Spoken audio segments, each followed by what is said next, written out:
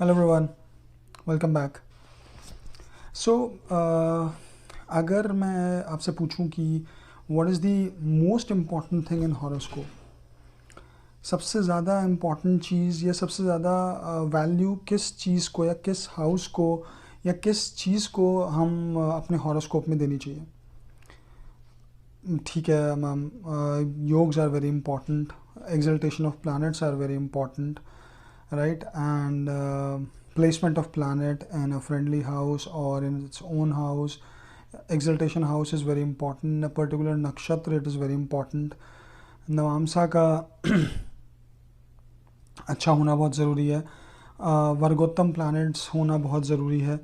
ठीक है, तो ये सब चीज़ें बहुत ज़रूरी हैं। बट सबसे इम्पॉर्टेंट चीज़ एक हॉरोस्कोप में क्या होनी चाहिए, the first and foremost thing जो हमको देखनी चाहिए एंड थ्रू विच हम ये देख सकते हैं कि overall strength of the horoscope क्या है।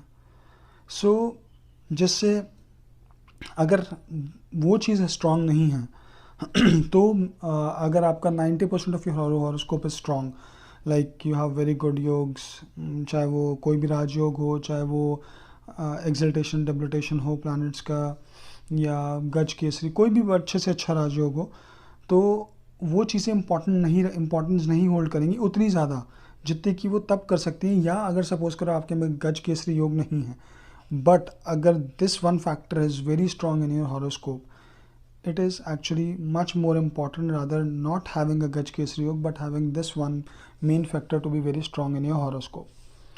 And this is Lagn, your ascendant and Lagn Lord.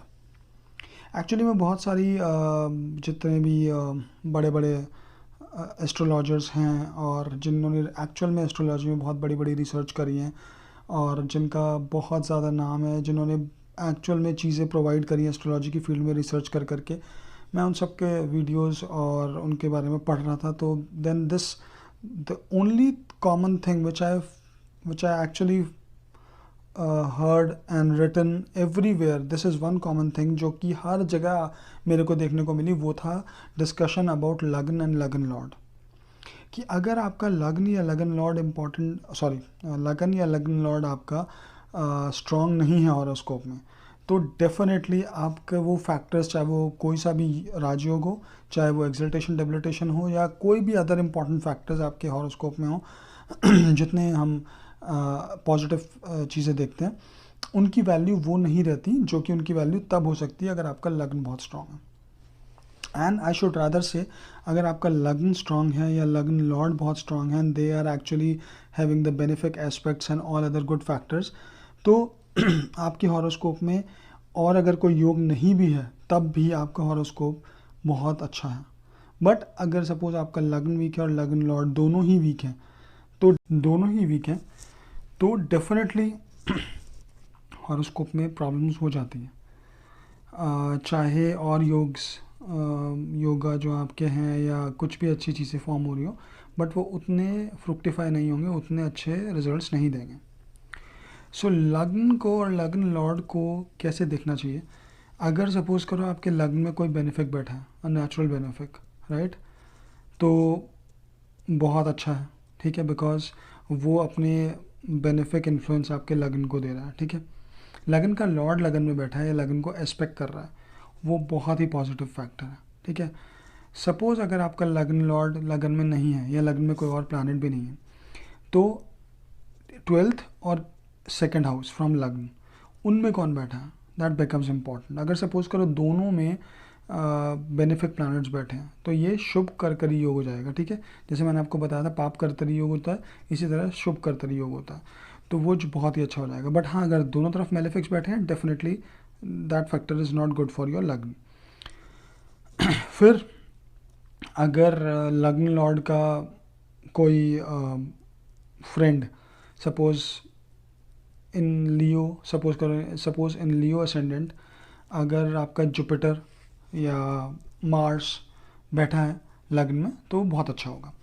And functional malefic and functional benefic also plays a very important role है।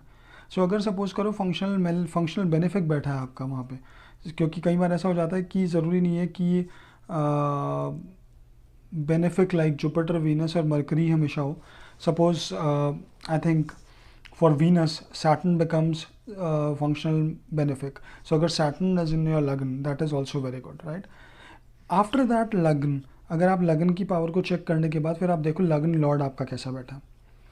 आपका लगन लॉर्ड केंद्र में है, ठीक है, 14710 में है, इट्स अ प्लस पॉइंट. आपका लग्न त्रिकोण में है यानी कि 159, स्पेशली 59, तो बहुत पॉजिटिव है. If it is sitting with positive planets and लग्न एंड त्रिकोण, that is a double positive.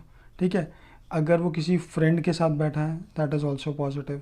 Sitting in केंद्र और त्रिकोण in its own sign, not own sign, but maybe in the exaltation sign or in a friend sign, that becomes one more positive.